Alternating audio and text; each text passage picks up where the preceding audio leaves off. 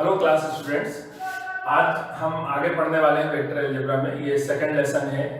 यदि जिन लोगों ने फर्स्ट लेसन नहीं देखा हो वो हमारे चैनल पे फर्स्ट लेसन पहले देख सकते हैं। ये सेकंड लेसन हम स्टार्ट कर रहे हैं, जिसमें आज हम सीखेंगे प्रोडक्ट ऑफ टू वेक्टर्स। हमने प्लस और माइनस करना वेक्टर्स को सीख लिया है। अब हम देखेंगे वेक्टर्स को आपस में मल्टीप्लाई कैसे करते हैं। तो एक्चुअली वेक्टर्स को मल्टीप्लाई करने का दो रूल होते हैं, जिसमें पहला रूल मैं आपको बताने जा रहा हूँ, दैट इज स्केलर और डॉट प्रोडक्ट। ठीक है, ये सिर्फ इनको डिफरेंशिएट करने के लिए करा गया है। ये दो मेथड से हम इन्हें मल्टीप्लाई करते हैं अकॉर्डिंग टू द रिक्वायरमेंट। तो फिलहाल मैं आपको एक मेथड बता रहा हूँ, दैट इज स्केलर और डॉट प्रोडक्ट। स्केलर और dot product according to definition होता है, यदि हम दो वेक्टर्स ए और बी का डॉट मल्टीप्लाई कर रहे हैं, इसे हम डॉट मल्टीप्लाई बोलेंगे। दूसरा जो टाइप है उसे क्रॉस मल्टीप्लाई बोलेंगे, डिफरेंशिएट करने के लिए। तो A vector dot B vector according to definition is modulus of A modulus of B into cos theta. Modulus मतलब magnitude, magnitude of A into magnitude of B into cos theta. और इस तरह से आप देख सकते हैं कि ये जो इसका रिजल्ट आएगा, इनमें तीनों जो क्वांटिटीज है वो रियल नंबर्स हैं। ठीक है, और रियल नंबर्स हैं पर नॉन वेक्टर क्वांटिटीज आएंगे, क्योंकि यहाँ मैग्नीट्यूड ले रहे हैं, यहाँ cos थीटा की वैल्यू। तो क्योंकि इनका प्रोडक्ट एक स्केलर क्वांटिटी आता है, दो वेक्टर्स का प्रोडक्ट यहाँ पर कैसा आ रहा है, एक स्केलर क्वांटिटी आता है, इसीलिए हम इसे स्केलर प्रोडक्ट बोलते हैं। और जस्ट डिफरेंशिएट करने के लिए इसका नाम हमने दिया है डॉट प्रोडक्ट। तो ये है डेफिनेशन ऑफ डॉट प्रोडक्ट। यहाँ पर थीटा क्या है, यदि आप जानना चाहते हैं तो theta is the angle between two vector. जब भी दो वेक्टर्स को आप मल्टीप्लाई करते हो तो उनके बीच का जो एंगल है उसे हम थीटा कहते हैं। इसकी वैल्यू 0 से पाई के बीच हो सकती है, इंक्लूडिंग 0 एंड पाई। ठीक है, तो ये तो हो गई डेफिनेशन की बात। इसकी प्रॉपर्टीज क्या है, तो श्योरली ये डिपेंड करता है थीटा की वैल्यू पर, क्योंकि थीटा की वैल्यू इसको पूरी तरह से अफेक्ट करेगी। तो इसके लिए मैंने दो केस यहाँ पर लिए हैं, ध्यान से आप देखें। इफ थीटा इज 90 डिग्री, यदि आप थीटा 90 डिग्री लेते हैं मतलब वेक्टर्स आपस में परपेंडिकुलर है, इन that condition a dot b will B 0।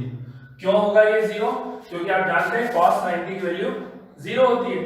cos 90 की वैल्यू 0, जब 0 मल्टीप्लाई होगा तो इसका पूरा रिजल्ट कितना आएगा, 0। a dot b equal to 0। ये इंपॉर्टेंट रिजल्ट है, इसे आप ध्यान रखें। इसे दो तरह से यूज करा जाता है। यदि हमें वेक्टर्स के बीच का एंगल फाइंड करना है, सपोज प्रूव करना है कि show that these vectors are perpendicular, तो हम दो वेक्टर्स का डॉट मल्टीप्लाई करेंगे और यदि रिजल्ट 0 आ जाता है तो हम कहते हैं कि ये वेक्टर एक दूसरे के परपेंडिकुलर है। तो परपेंडिकुलरिटी चेक करने के लिए और प्रूव करने के लिए दोनों तरह से ये काम में आता है। इसी तरह से सेकंड कंडीशन है इफ थीटा इक्वल टू 0। तो आप जानते हैं cos 0 की वैल्यू 1 होती है, वहां 1 आ जाएगा तो बचेगा क्या, a dot b equal to magnitude of a into magnitude of b। तो इस तरह से यदि वेक्टर आपस में पैरेलल है, 0 मतलब क्या होगा, वेक्टर आपस में कैसे हैं, पैरेलल है। ठीक, इसी को यदि पर्टिकुलर केस में लिखना चाहेंगे, case of a dot b की जगह मैं लिखना चाहता हूं a डॉट a। यदि किसी वेक्टर का खुद ही में मल्टीप्लाई करें, खुद ही में मल्टीप्लाई मतलब उनके बीच का एंगल 0 होगा, तो a dot a will be magnitude of a square. ठीक है, ये भी एक इंपॉर्टेंट रिजल्ट है, इसे भी आप नोट डाउन कर लें। अच्छा, ये दोनों जो चीजें जब आप सीख जाते हैं तो कुछ स्पेशल केस आप देख सकते हैं कि जब दो वेक्टर्स आप मल्टीप्लाई करेंगे तो i और i का प्रोडक्ट, क्योंकि ये दोनों पैरेलल वेक्टर हैं, i और i पैरेलल वेक्टर हैं, जैसे मैंने यहाँ पर बताया। तो a dot a is modulus of a square, तो i डॉट a क्या होना चाहिए, मॉड्यूलस ऑफ i स्क्वायर। और i की वैल्यू होती है 1, बिकॉज़ ये यूनिट वेक्टर है, तो i डॉट i की वैल्यू कितनी होगी, 1। इसी तरह से j डॉट j की वैल्यू और k डॉट k की वैल्यू भी 1 होगी। तो यहाँ आप देख सकते हैं i dot i, j dot j and k dot k is 1। इसी तरह से यदि मैं i और j का मल्टीप्लाई करता हूँ, i और j, तो आप जानते हैं along x axis y axis and z axis होते हैं। तो ये i होगा, ये j होगा और ये k होगा, और ये तीनों म्यूचुअली परपेंडिकुलर है। तो जब भी इनका आप डॉट मल्टीप्लाई करोगे तो रिजल्ट कैसा आना चाहिए, 0 अकॉर्डिंग टू दिस प्रॉपर्टी। तो i dot j is 0, j dot k is 0 and k dot i is 0। क्यों है ऐसा, क्योंकि ये एक दूसरे के परपेंडिकुलर है। तो ये एक प्रॉपर्टी हो जाती है। अच्छा, यहाँ पर तो मैंने आपको सारी प्रॉपर्टीज बताई, पर एक्चुअली जब हम वेक्टर्स को मल्टीप्लाई करते हैं तो उसको मल्टीप्लाई करना बहुत आसान है। यहाँ पे एक एग्जांपल देख सकते हैं, मैंने a वेक्टर b वेक्टर की कुछ वैल्यू ले रखी है और मैं यहाँ a डॉट b फाइंड करने वाला हूँ। जब हम एक्चुअली मल्टीप्लाई करेंगे तो हमें इस डेफिनेशन की जरूरत नहीं पड़ेगी, हम बहुत आसानी से कर सकते हैं। कैसे करेंगे जरा सोचिए। यदि मुझे इन दोनों का मल्टीप्लाई करना है तो अकॉर्डिंग टू एल्जेब्रिक प्रोडक्ट हमें क्या करना है, 5i का मल्टीप्लाई इन तीनों टर्म में करना है। तो जब मैं 5i का मल्टीप्लाई 2i में करूंगा तो रिजल्ट आएगा 10 and magnitude of i square, and magnitude of i square is 1। यहां पर अभी हमने देखा i into i क्या होता है, 1 होता है। इसका मल्टीप्लाई जब इसमें करूंगा तो ये तो 1 हो जाएगा, 5 into 2 10 हो जाएगा, ये आ गया। ऐसे ही 5i का मल्टीप्लाई जब मैं 3j में करूंगा तो 5 3 जा 15, but i into j will be 0। यहां पर आपने सीखा i into j is 0, ये टर्म 0 हो जाएगी, इसी तरह से ये टर्म भी 0 हो जाएगी, ठीक है। फिर आप 2j का मल्टीप्लाई 2i में करेंगे, ये टर्म भी 0 हो जाएगी क्योंकि i डॉट j आएगा। फिर इसका मल्टीप्लाई इसमें करेंगे तो यहाँ आएगा सिर्फ -6, और इसी तरह से इसका मल्टीप्लाई इसमें हो जाएगा तो यहाँ आ जाएगा 12, ठीक है।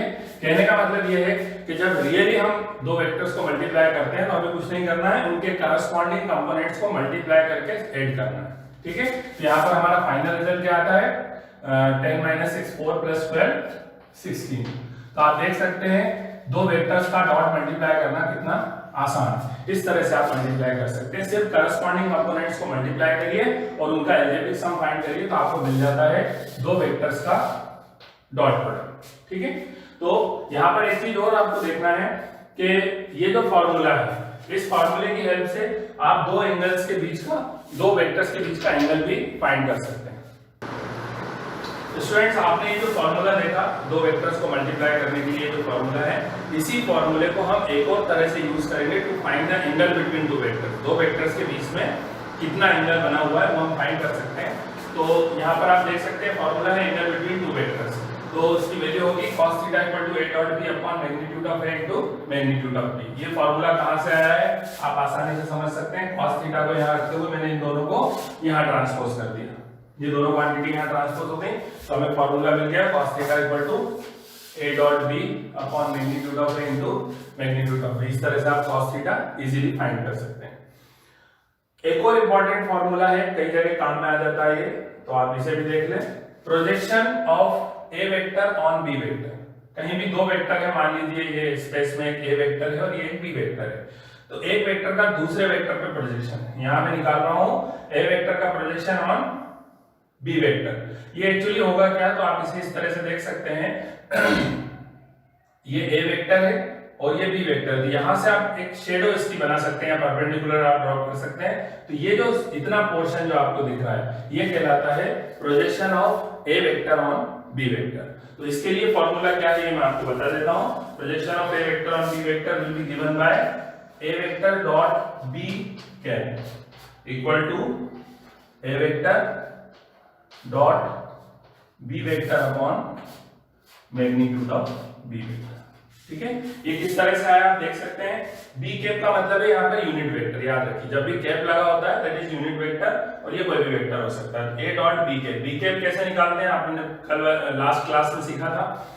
किसी भी वेक्टर को उसके मैग्नीट्यूड से जब आप डिवाइड करते हो तो आपको यूनिट वेक्टर मिलता है, तो B vector upon magnitude of B that will give B cap. तो ये हो जाता है projection of A on B, ठीक है।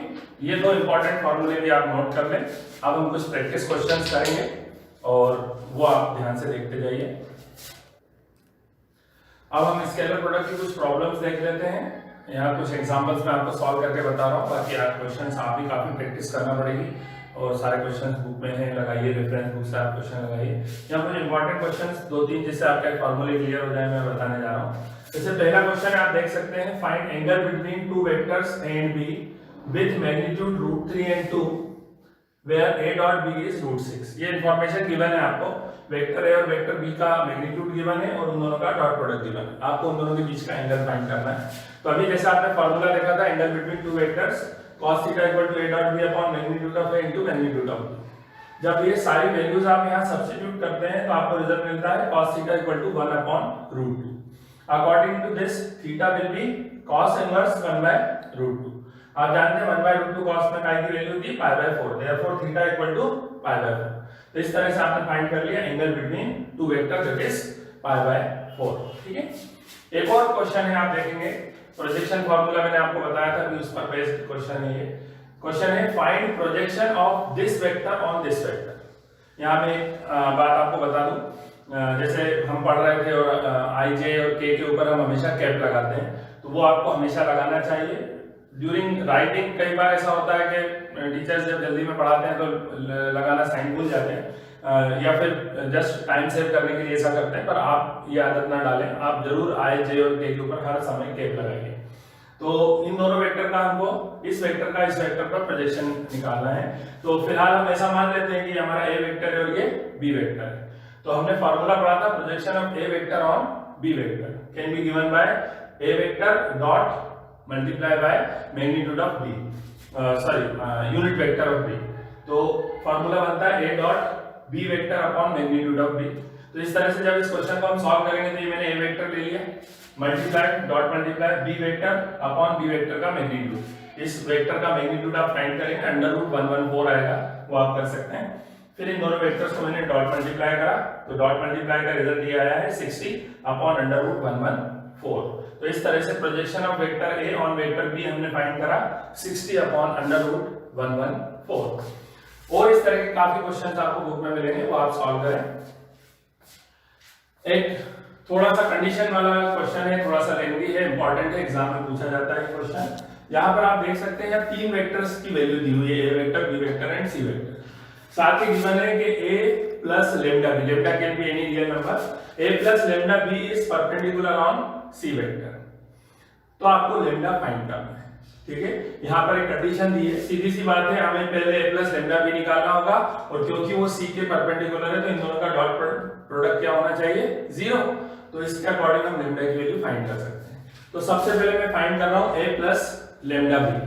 तो यहाँ मैंने a वेक्टर लिखा plus lambda into B vector. जब हम इसे सिंप्लीफाई करके स्टैंडर्ड फॉर्म में लाते हैं तो हमें मिलता है 2 माइनस लेम्डा। ये किस तरह से करा मैंने, ये वाली और ये वाली टर्म ली है लाइक टर्म्स, और इनमें से मैंने i कॉमन लिया है, तो अंदर मुझे मिला 2 माइनस लेम्डा। इसी तरह से इन दोनों को मल्टीप्लाई करके मिलेगा 2 प्लस 2 लेम्डा जे, और इसी तरह से इनको मल्टीप्लाई करके मिलेगा 3 प्लस लेम्डा, सॉरी ऐड करके मिलेगा 3 प्लस लेम्डा इंटू के। तो ये a प्लस लेम्डा बी का सॉल्यूशन ही आ गया। अब आप जानते हैं कि a plus lambda B is perpendicular on C vector, तो इन दोनों का डॉट मल्टीप्लाई कितना होना चाहिए, 0। तो मैंने इन दोनों का यहाँ डॉट मल्टीप्लाई लिखा है, ये मैंने लिखा a plus lambda B vector, और इसको जब हम डॉट मल्टीप्लाई कर रहे हैं सी वेक्टर से, मतलब हम इसको डायरेक्ट मल्टीप्लाई कर रहे हैं ये वाली टर्म को सी वेक्टर से। तो आपने सीखा है डॉट मल्टीप्लाई में करस्पॉन्डिंग कंपोनेंट मल्टीप्लाई करते हैं, तो 3 मल्टीप्लाई होगा 2 माइनस लेम्डा से, 1 मल्टीप्लाई होगा 2 प्लस 2 लेम्डा से, और क्योंकि इसमें k वाली टर्म नहीं है इसलिए 0 मल्टीप्लाई होगा 3 प्लस लेम्डा से, और इक्वल टू में 0। जब आप इसे सॉल्व करेंगे तो आपको रिजल्ट मिलता है लेम्डा इक्वल टू 8। इस तरह से आप फाइंड कर सकते हैं लेम्डा की वैल्यू। एक और अच्छा क्वेश्चन आपके सामने देख सकते हैं आप, A vector, B vector and C vector are unit vectors. ये गिवन है, A vector, B vector and C vector जो है यूनिट वेक्टर है, और साथ ही गिवन है A vector plus B vector plus C vector is 0, इनका एडिशन 0 है। तो आपको इसकी वैल्यू फाइंड करना है a dot B plus B dot C plus C dot है। तो यहाँ पर हम एक आइडेंटिटी यूज करते हैं, लोअर क्लास में आप लोग पढ़ते हैं ये a plus B plus C whole square identity. यदि आप वैसे ना समझना चाहें तो इसको, तो आप ये भी कर सकते हैं कि a plus B plus C का multiply bracket a plus B plus C में जब हम करेंगे तो हमें ये रिजल्ट मिलेगा। a का a में जब मल्टीप्लाई करोगे तो मॉड्यूलस ऑफ a स्क्वायर, इसी तरह से modulus of b square, modulus of c square, then 2a dot b, 2b dot c and 2c dot. आप चाहें तो इसको डिटेल में कर सकते हैं या डायरेक्ट करेंगे तो कोई प्रॉब्लम नहीं। अब आप जानते हैं a प्लस बी प्लस सी की वैल्यू 0 गिवन है, यहाँ पर मैं 0 लिखा क्योंकि a b c unit vector है, मतलब इनका मैग्नीट्यूड 1 होगा, 1 का स्क्वायर 1। तो इसी तरह से यहाँ भी बना गया और यहाँ भी बना गया। इस तीनों में से मैंने 2 कॉमन लिया तो अंदर बचा a dot b plus b dot c plus c dot. ये आपको 3 मिला, इस 3 को जब आप इधर ट्रांसपोज करेंगे तो -3 और ये 2 अपॉन में आ जाएगा। तो ये वो क्वांटिटी जिसकी वैल्यू हमें फाइंड करना है। तो a dot b plus b dot c plus c dot will be -3/2। इस तरह से आप कर सकते हैं। 2 और क्वेश्चन मैंने डिस्कशन के लिए लिखे हुए हैं, आप जरा ध्यान से देखें। यहाँ पर इसका सॉल्यूशन अभी मैं नहीं कर रहा हूँ, पर हम इसको अच्छे से डिस्कस कर सकते हैं जिससे आपका कंसेप्ट भी क्लियर होगा। जैसे यहाँ लिखा है if either a vector is 0 और b वेक्टर इज 0, मतलब a और b में से कोई एक वेक्टर 0 हो सकता है, दोनों भी 0, then a dot b equal to 0। सही बात है, जब भी किसी वेक्टर को 0 वेक्टर से मल्टीप्लाई करोगे तो 0 से मल्टीप्लाई करोगे तो रिजल्ट 0 आएगा। Either a is 0, b vector is 0, then a dot b is 0. Then show that its converse need not to be true. ये आपको बताना है कि इसका कन्वर्स हमेशा सच हो, ऐसा जरूरी नहीं। मतलब यदि a dot b is 0, then it is not necessary that a is 0 or b is 0.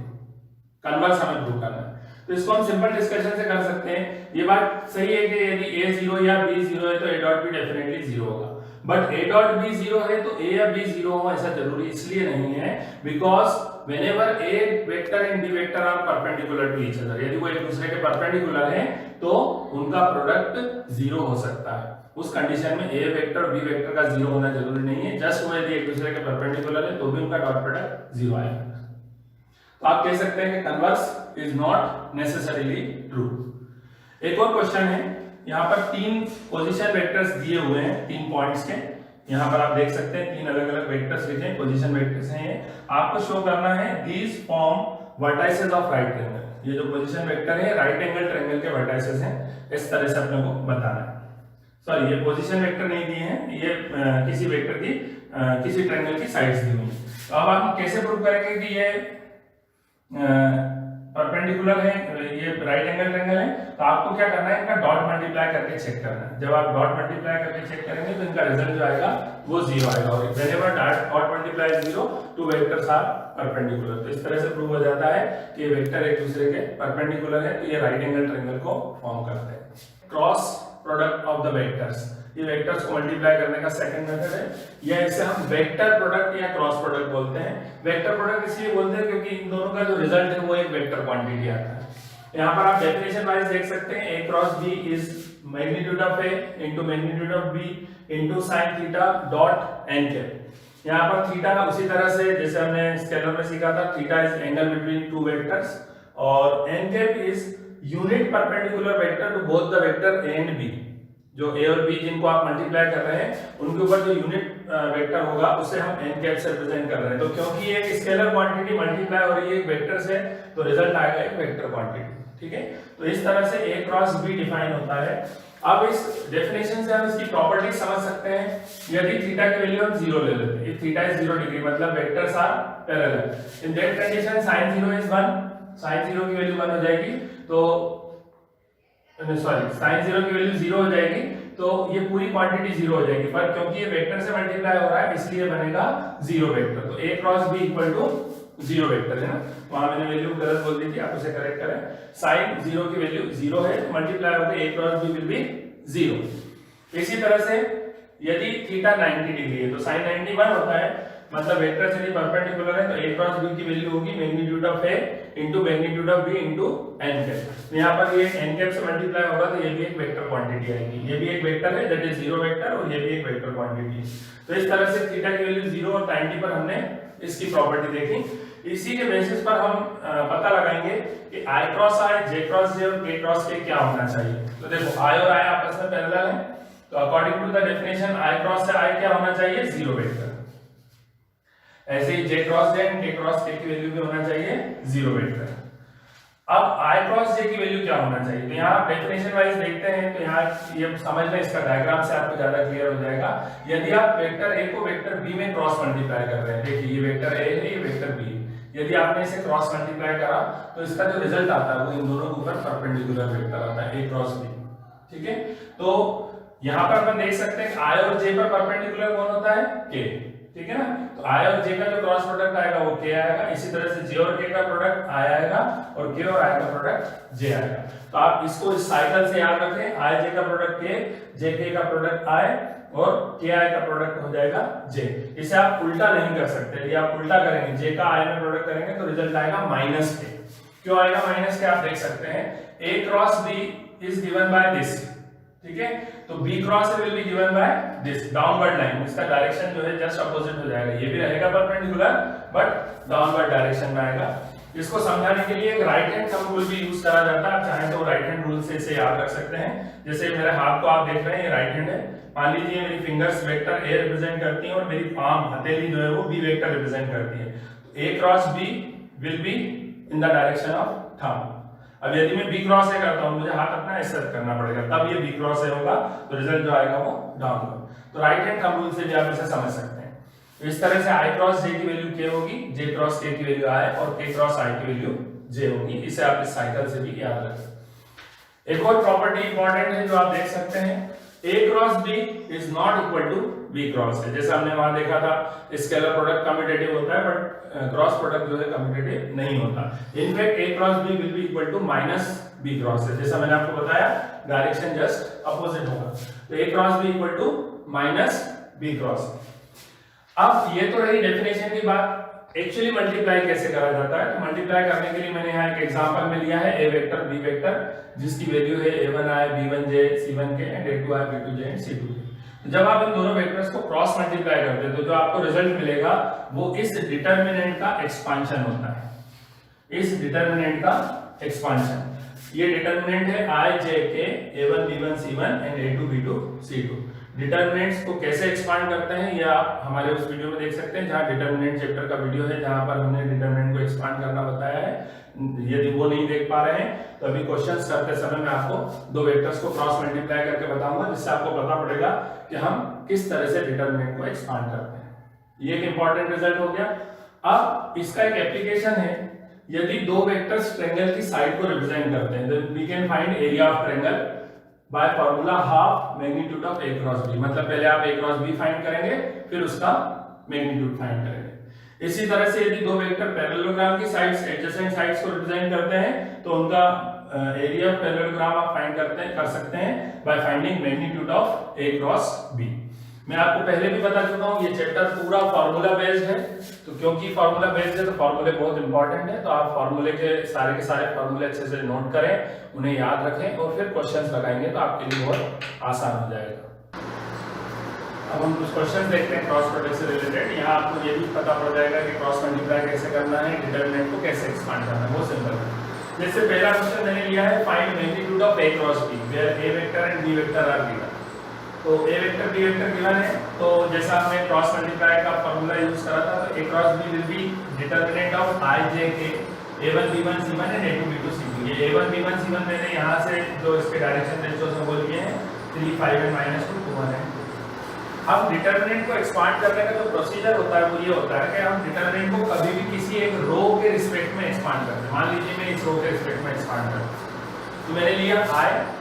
जब हम ये I लेते हैं तो हम इस रो और इस कॉलम को डिलीट कर देते हैं और जो बचा हुआ रिजल्ट होता है उसका क्रॉस मल्टीप्लाई करते हैं इस तरह से this into this minus this into this. याद रखिए this into this minus this into this, मतलब 1 इनटू -2 माइनस 5 इनटू 3।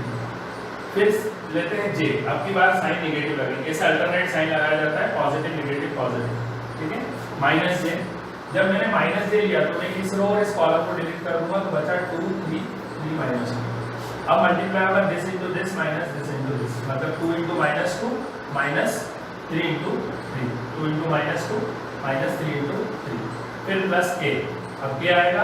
अब क्या आएगा कि ये वाला और ये कॉलम डिलीट हो जाएगा, बचा 2 1 3 5 तो this into this minus this into this, तो 2 इनटू 5 माइनस 3 इनटू 1। इसके बाद सिंपल अलजेब्रिक सॉल्यूशन है, जब आप इसे सॉल्व करते हैं तो मिलता है -17i प्लस 13j प्लस 7। ये आपको मिला A क्रॉस B। आपको फाइंड करना था magnitude of A cross B, तो आपने इसका मैग्नीट्यूड फाइंड करा जो क्या है √507। इस तरह से आप इस क्वेश्चन को सॉल्व कर सकते हैं। इसी क्वेश्चन में वेरिएशन दिया जा सकता था कि ये जो A वेक्टर और B वेक्टर है ये हो सकता था किसी पैरेललोग्राम की साइड्स देते हैं आपको, कहते कि A vector and B vector are the sides of this parallelogram and find its area. Parallelogram का एरिया फाइंड करने के लिए भी आपको एक्चुअली यही फाइंड करना था। सेम प्रोसीजर रहता, क्वेश्चन बदल जाता पर आंसर आपका √507 है। या ये एरिया ऑफ ट्रायंगल के लिए आ सकता था तो ये हाफ हो जाता, ठीक है। वैसे सेम फार्मूले से डिफरेंट तरह के क्वेश्चंस बनाए जा सकते हैं। अब एक और क्वेश्चन आप देखें, आपको ये प्रूव करना है कि A vector minus B vector cross A vector plus B vector is 2A cross B। तो कैसे इसे प्रूव करेंगे? हम इसका लेफ्ट हैंड साइड ले रहे हैं और लेफ्ट हैंड साइड से मैं इसे सॉल्व करना शुरू करता हूं। तो पहले हम दो ब्रैकेट्स को जैसे मल्टीप्लाई करते हैं वैसे करेंगे। तो A का मल्टीप्लाई A में होगा तो A क्रॉस है, फिर A का B में तो A क्रॉस B, फिर माइनस B का A में तो माइनस B क्रॉस है, फिर माइनस B का B में तो B क्रॉस है। अब A क्रॉस A 0 होता है, हमने प्रॉपर्टी में सीखा। A cross B as it is copy करा। माइनस B क्रॉस A को मैं प्लस A क्रॉस B लिख सकता हूँ। एक प्रॉपर्टी हमने पढ़ी थी A cross B is negative of B cross A, तो माइनस B क्रॉस A को मैं A क्रॉस B लिख सकता हूँ और ये वाली क्वांटिटी हो जाएगी 0 वेक्टर, ठीक है। और ये दोनों 0 है इन्हें हटा देते हैं तो a cross b plus a cross b will B 2a cross b।